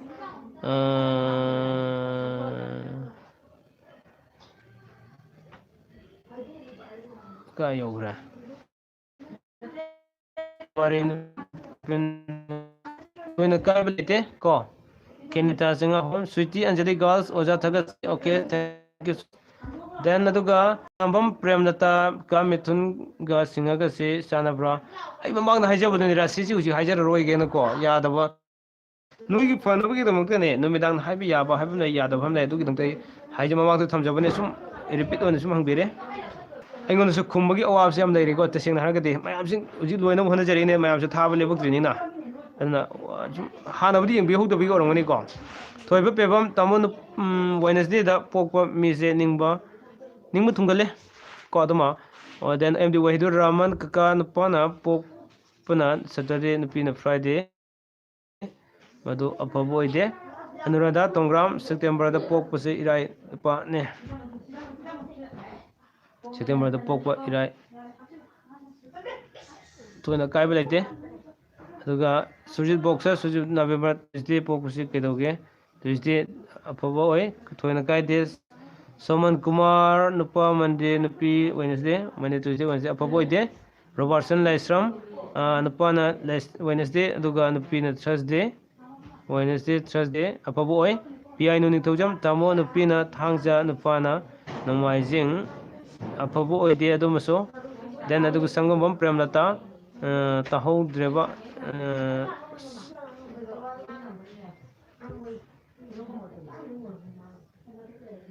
saunova okay saubunate ko aduna fajan no myam happy na bugidong leibne engone saubu leite message jam khalak pugi sum ai pangang lang kibne ngan thoiba laisram tamo Saturday pokuse ningba thungandabra Saturday pokuse ningba tukali aduga leni naurem rena nupana mande nupina Tuesday Wednesday Thursday apabo oi message kan khe KS Bem amke ibiro Sobajit late anthem pok thangja pokpa December aduga nupina Sunday pokpa thangja yam apabo oi mayam lat number khara wat pugum tawi ko ai mayam gi message ti pab yawa panjare ai mayam pere aduga hoji fawda light chobi besima khara wat besima di kitang puning nuksi okay mayam ge pa mane ene Kenita Singakam uncle nupa na February date 2 nupi na April date 4 da sanabra ru orise numitu ni ko adum chane numitu chana dragde su yaroi hijam santa devi hyangai thada sagol sen pokpase kamdauge thoina kaibale de numit paknaragadi Ramesh Hobom iyamba nupagina January 16 aduga nupigina August abakuba Saturday Sunday Monday Tuesday apaboy Surjit Boxer nupana November pokpo nupina September pokpo sanabra sanai open right langbam nupana ningthokaba nupina Friday angang ngawdabagi maramda haibiba yagadra okay adugi matangdo aigi number da call tobiro personal oina ai kegumaka sinabige open draw wari fan sanase adumako ꯑꯗꯨꯒ ꯁꯣꯃꯟ ꯀꯨꯃꯥꯔ ꯃꯟꯗꯦ ꯄꯣꯛꯄꯗꯤ ꯑꯐꯕ ꯍꯥꯏꯕꯗꯤ ꯅꯤꯡꯕ ꯊꯨꯡꯗꯕ꯭ꯔꯥ ꯀ ꯅꯤꯡꯕ ꯊꯨꯡꯕ ꯈꯔ ꯋꯥꯠꯂꯤ ꯄ꯭ꯔꯦꯝ ꯇꯥꯎꯔꯦꯝ ꯇꯥꯃꯣ ꯅꯨꯄꯥꯅ ꯋꯦꯅꯁꯗꯦ ꯅꯨꯄꯤꯒꯤꯅ ꯃꯟꯗꯦ ꯑꯐꯕ ꯑꯣꯏ ꯑꯦꯝꯗꯤ ꯑꯣꯏꯗꯣꯏ ꯔꯥꯃꯣ ꯅꯨꯄꯤꯅ ꯊꯔꯁꯗꯦ ꯅꯨꯄꯥꯅ ꯁꯇꯔꯗꯦ ꯍꯥꯏꯕꯤꯔꯛꯎ ꯀꯀꯥ ꯅꯨꯄꯤꯅ ꯊꯔꯁꯗꯦ ꯅꯨꯄꯥꯅ ꯁꯇꯔꯗꯦ ꯁꯟꯗꯦ ꯃꯟꯗꯦ ꯇ꯭ꯌꯨꯁꯗꯦ ꯋꯦꯅꯁꯗꯦ ꯊꯔꯁꯗꯦ ꯑꯐꯕ ꯑꯣꯏ ꯂꯤꯑꯣ ꯁꯟꯖꯣꯏ ꯇꯥꯃꯣ ꯐ꯭ꯔꯥꯏꯗꯦꯗ ꯄꯣꯛꯄꯁꯤ ꯅꯤꯡꯕ ꯊꯨꯡꯍꯟꯕ꯭ꯔꯥ ꯐ꯭ꯔꯥꯏꯗꯦꯗꯤ ꯌꯥꯝ ꯐꯩ ꯕꯤꯅꯣꯆꯟꯗ꯭ꯔ ꯁꯇꯔꯗꯦ ꯄꯣꯛꯄ ꯅꯨꯄꯥꯁꯤꯒꯤꯁ ꯉꯥꯛꯇ ꯄꯣꯊꯥꯒꯤ ꯋꯥꯏ ꯈꯨꯝꯒꯠꯂꯛꯄꯗ ꯌꯦꯟꯗꯣꯡ ꯈꯔ ꯆꯥꯏ ꯂꯣꯏ ꯇꯨꯝꯍꯜꯂꯒ ꯑꯣꯀꯦ ꯕꯤꯅꯣꯗ ꯆꯟꯗ꯭ꯔ ꯁꯇꯔꯗꯦ ꯄꯣꯛꯄ ꯅꯨꯄꯥꯁꯤꯒ ꯈ꯭ꯋꯥꯏꯗꯒꯤ ꯆꯥꯟꯅꯕ ꯅꯨꯄꯤꯁꯦ ꯀꯩ ꯅꯨꯃꯤꯠ ꯑꯣꯏꯗꯣꯏꯅꯣ ꯍꯥꯏꯕꯅꯦ ꯁꯟꯗꯦ ꯆꯥꯟꯅꯔꯅꯤ ꯑꯗꯒꯤ ꯅꯨꯄꯤꯅ ꯁꯟꯗꯦ ꯑꯣꯏꯕ ꯗꯦꯟ ꯑꯗꯨꯒ ꯇ꯭ꯌꯨꯁꯗꯦ ꯑꯣꯏꯕ ꯊꯔꯁꯗꯦ ꯑꯣꯏꯕ ꯁꯤ ꯆꯥꯟꯅꯒꯅꯤ ꯑꯅꯨꯔꯥꯙꯥ ꯇꯣꯡꯒ꯭ꯔꯥꯝ ꯀꯀꯥ ꯔꯥꯁꯤꯒꯤꯁꯦ ꯅꯨꯃꯤꯠ ꯑꯃꯠꯇꯗꯤ ꯍꯥꯏꯕꯤꯔꯛꯎ ꯂꯥꯏꯚ ꯊꯥꯕꯒꯤ ꯅꯨꯡꯗꯥꯡ ꯑꯣꯏꯗꯕ ꯄꯨꯡꯁꯨ ꯉꯥꯏꯖꯔꯝꯒꯦ ꯑꯌꯨꯛ ꯅꯨꯡꯊꯤꯟꯁꯤꯃꯗꯤ ꯑꯩ ꯁ꯭ꯀꯨꯜ ꯑꯩꯒꯤ ꯌꯥꯝꯅ ꯑꯣꯏ ꯑꯗꯨꯒ ꯁꯨꯇꯤ ꯅꯨꯃꯤꯠꯀꯨꯝꯕꯗ ꯃꯇꯝ ꯊꯥꯅꯔꯒ ꯑꯗꯨꯒ ꯌꯦꯡꯁꯤꯀꯣ ꯂꯥꯏꯚꯁꯦ ꯑꯗꯨꯒ ꯑꯇꯩ ꯃꯇꯝꯗꯗꯤ ꯑꯩ ꯑꯗꯨꯃꯗꯤ ꯑꯦꯛꯁꯀ꯭ꯌꯨꯁ ꯇꯧꯕꯤꯔꯣ ꯑꯩ ꯁ꯭ꯀꯨꯜꯒꯤꯒ ꯀꯩꯀꯥ ꯃꯇꯝ ꯌꯥꯝ ꯂꯩꯕꯅꯤꯅ ꯗꯦꯟ ꯑꯩꯒꯤ ꯌꯨꯝꯒꯤ ꯕꯣꯔꯗꯤꯡꯒꯤ ꯇꯨꯏꯁꯟꯒ ꯌꯥꯝ ꯂꯩꯕꯅꯤ나 ꯑꯌꯨꯛ ꯅꯨꯡꯊꯤꯟꯁꯤꯗꯤ ꯄꯨꯔꯥ ꯕꯤꯖꯤ ꯉꯁꯤ ꯁꯟꯗꯦ ꯋꯥꯅꯦ ꯑꯗꯨꯁꯨ ꯉꯁꯤꯁꯨ ꯁꯟꯗꯦ ꯍꯥꯏꯁꯨ ꯑꯩꯒꯤ ꯐꯥꯏꯇꯣ ꯂꯥꯏꯐꯀꯤ ꯑꯃꯨꯛ ꯆꯦꯟꯖꯔꯤꯅꯦ ꯃꯤꯇꯤꯡ ꯌꯥꯎꯔꯣꯏꯅꯦ ꯍꯣꯇꯦꯜ ꯇꯝꯐꯥ ꯉꯁꯤ ꯍꯥꯏꯅ ꯑꯗꯨꯁꯨ ꯌꯥꯎꯔꯒ ꯍꯜꯂꯛꯏꯅꯦ ꯅꯨꯃꯤꯗꯥꯡꯗ ꯅꯣꯡꯃꯩꯔꯛꯄꯝ ꯇꯣꯝꯕꯥꯄꯨ ꯁꯤꯡ ꯉꯁꯤꯁꯨ ꯊꯦꯡꯅꯔꯦ ꯂꯥꯏꯚ ꯌꯥꯝ ꯅꯨꯡꯉꯥꯏꯔꯦ ꯊꯦꯡꯛ ꯌꯨ ꯁꯣ ꯃꯆ ꯇꯣꯝꯕꯥꯄꯨ ꯕꯦꯛ ꯇꯨ ꯃꯥꯏ ꯆꯦꯅꯦꯜ ꯂꯥꯏꯁ꯭ꯔꯝ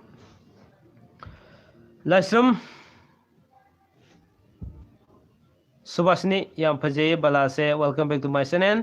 ꯇꯋꯥꯟ ꯊꯥꯗ ꯃꯟꯗꯦꯗ ꯄꯣꯛꯄꯁꯦ ꯑꯐꯕ ꯑꯣꯏꯕ꯭ꯔꯥ ꯃꯟꯗꯦꯗ ꯄꯣꯛꯄꯁꯦ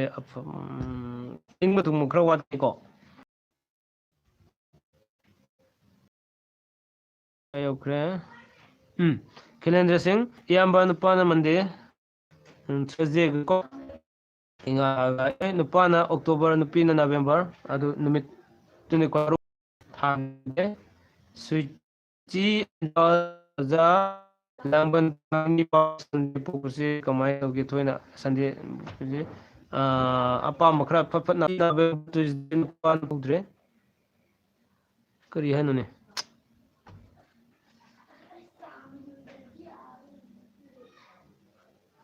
ꯊꯔꯁꯗꯦ ꯑꯐꯕ ꯑꯣꯏ ꯊꯦꯡꯁꯀ ꯀꯀꯥꯅ ꯁꯨꯃꯥꯏꯅ ꯇꯧꯕꯤꯕꯁꯦ ꯌꯥꯝ ꯅꯨꯡꯉꯥꯏꯖꯩ ꯈꯔ ꯇꯣꯏꯅ ꯇꯧꯕꯤꯗꯤ ꯀꯩ ꯑꯀꯥꯏꯕ ꯂꯩꯒꯦ ꯑꯀꯥꯏꯕꯗꯤ ꯊꯣꯏꯅꯗꯦ ꯉꯝꯃꯤ ꯃꯈꯩ ꯑꯩ ꯇꯧꯖꯔꯝꯕꯅꯤ ꯍꯧꯖꯤꯛꯁꯤ ꯈꯤꯇꯪ ꯑꯩ ꯕꯤꯖꯤ ꯈꯔ ꯑꯣꯏꯕꯒꯤ ꯁꯣꯏꯗꯅ ꯍꯦꯛ ꯁꯪꯕ ꯃꯇꯝ ꯁꯨꯝ ꯇꯧꯖꯔꯛꯀꯅꯤ ꯅꯨꯄꯥꯅ ꯁꯟꯗꯦ ꯅꯨꯄꯤꯅ ꯊꯔꯁꯗꯦ ꯄꯣꯛꯄꯁꯤ ꯆꯥꯟꯅꯕ꯭ꯔꯣ ꯁꯟꯗꯦ ꯊꯔꯁꯗꯦ ꯆꯥꯟꯅꯗꯦ ꯁꯨꯚꯥꯖꯤꯠ ꯂꯩꯇꯥꯟꯊꯦꯝ ꯁꯇꯔꯗꯦꯁꯤꯡ ꯑꯣꯏꯕ ꯅꯨꯄꯥꯒꯤ ꯆꯥꯟꯅꯗꯕ ꯅꯨꯃꯤꯠ ꯆꯥꯟꯅꯗꯕ ꯇꯧꯔꯤꯁꯤ ꯆꯥꯟꯅꯗꯕꯁꯦ ꯅꯨꯄꯥꯅ ꯁꯇꯔꯗꯦ ꯑꯣꯏꯔꯕ ꯑꯗꯨꯑꯣꯏꯗꯤ ꯁꯇꯔꯗꯦ ꯑꯣꯏꯔꯗꯤ ꯆꯥꯟꯅꯗ꯭ꯔꯦ ꯋꯦꯗꯅꯦꯁꯗꯦ ꯆꯥꯗ꯭ꯔꯦ ꯐ꯭ꯔꯥꯏꯗꯦ ꯆꯥꯟꯅꯗ꯭ꯔꯦ ꯀꯦꯁ ꯀꯩꯅꯣ ꯑꯃꯨꯛꯇ ꯀꯥꯟꯈ꯭ꯔꯦ ꯋꯥꯔꯦ ꯑꯩꯁꯨ ꯍꯦꯛꯇ ꯀꯥꯟꯈꯤ ꯍꯦꯛꯇ ꯍꯥꯏꯔꯛꯄꯁꯤꯗ ꯑꯩꯁꯦ ꯒ꯭ꯌꯥꯟ ꯇꯥꯗ꯭ꯔꯦ ꯑꯦꯝꯗꯨ ꯗꯤ ꯋꯥꯍꯤꯗꯨꯔ ꯔꯍꯃꯟ ꯀꯀꯥ ꯁꯇꯔꯗꯦ ꯄꯣꯛꯄꯁꯤ ꯅꯤꯡꯕ ꯊꯨꯡꯒꯟꯕ꯭ꯔꯥ ꯅꯠꯇ꯭ꯔꯒ ꯅꯤꯡꯕ ꯊꯨꯡꯒꯟꯗꯕ꯭ꯔꯥ ꯇꯪꯈꯥꯏ ꯇꯪꯈꯥꯏ ꯍꯥꯏꯗꯨꯅꯤ ꯈꯔ ꯈꯔ ꯁꯨꯝ ꯊꯨꯡꯒꯟꯕ ꯀꯥꯟ ꯂꯥꯛꯀꯅꯤ ꯊꯨꯡꯒꯟꯗꯕ ꯀꯥꯟ ꯂꯥꯛꯀꯅꯤ ꯂꯤꯑꯣꯁꯤ ꯇꯥꯃꯣ ꯊꯥꯒꯠꯆꯔꯤ ꯌꯥꯝ ꯅꯨꯡꯉꯥꯏꯖꯔꯦ ꯇꯥꯃꯣꯕꯨ ꯄꯨꯟꯁꯤꯒꯤ ꯀꯥꯎꯖꯔꯣꯏ ꯊꯦꯡꯛ ꯌꯨ ꯁꯟꯖꯣꯏ ꯄ꯭ꯔꯦꯝ ꯆꯥꯎꯔꯦꯝ ꯇꯥꯃꯣ ꯅꯨꯄꯥꯒꯤꯅ ꯖꯨꯂꯥꯏ ꯅꯨꯄꯤꯒꯤꯅ ꯅꯨꯄꯤ ꯑꯀꯥꯏꯕ ꯂꯩꯇꯦ ꯔꯣꯃꯥꯔꯤꯌꯣ ꯑꯀꯣꯏꯖꯝ ꯅꯨꯄꯥꯅ ꯋꯦꯅꯁꯗꯦ ꯅꯨꯄꯤꯅ ꯐ꯭ꯔꯥꯏꯗꯦ ꯋꯦꯅꯁꯗꯦ ꯊꯔꯁꯗꯦ ꯐ꯭ꯔꯥꯏꯗꯦ ꯑꯐꯕ ꯑꯣꯏꯗꯦ ꯃꯥꯂꯦꯝꯉꯥꯟꯕ ꯃꯩꯇꯩ ꯇꯥꯃꯣ ꯅꯨꯄꯥꯅ ꯊꯥꯡꯖ ꯅꯨꯄꯤ ꯁꯒꯣꯜꯁꯦꯟ ꯑꯃꯨꯛꯇ ꯇꯥꯛꯄꯤꯌꯨ ꯅꯨꯄꯥꯅ ꯊꯥꯡꯖ ꯅꯨꯄꯤꯅ ꯁꯒꯣꯜꯁꯦꯟ ꯊꯥꯡꯖ ꯅꯣꯡꯃꯥꯏꯖꯤꯡ ꯅꯤꯡꯊꯧꯀꯥꯕ ꯁꯒꯣꯜꯁꯦꯟ ꯑꯐꯕ ꯑꯣꯏ ꯀꯦ ꯑꯦꯁ ꯕꯦꯝꯕꯦꯝ ꯍꯟꯗꯛꯇꯤ ꯊꯦꯡꯅꯔꯦ ꯗꯤꯁꯦꯝꯕꯔ 18 ꯁꯟꯗꯦ ꯀꯣ December 18 Sunday pokpa nupise yum panbada kadai mafamda sanagarage adudi Sunday pokma rasi dusu yengakanda ichan bebem tongana personal oina message taro adugai phajana yengbigi ko punna awat pe tu kari lege do hainara kan yengse adu hari pasuk dudar awat pakra lekigani Robertson Laisram yamba December gi Wednesday pokpuse kamai tauge angta December gi Wednesday apaboy Saman Kumar Farel thada Wednesday pokpudi kai lege Wednesday thoina kaiba leite nupisi July nupasi July thoina kaiba leite Elena Pebam Paren Panjani numit thang jaduga Paren numit yamna phabu numit oya tudi ko KS BMM thagasari kaka welcome ado mayam light tawbibasu yaure tawbidabasu yaure ngasigi oinadi ai live si matang aswaida tension janabagi tanja do lawjage message thabirakiba amadi miyeng tabikiba tungdi yengbirakadaba khwai khudimak pusu PK channel gi maike gi thagasabu phungdok seri aroi message am live tang dokasarang gi makha tabdi lokasaroroge prem torem tamogi nupi gi ras tamu nupi gi rasisu danu nupai rasisu danu adudi aphaboi duga ningthem thoksom oja me popudi kidogi thoina kaiba leite afam kharsi thamjaraga ngasi go nadi live sim matang sai tension jage puno kum yeng tabiri bo khudima po amuka na thagas sabu phungdok sari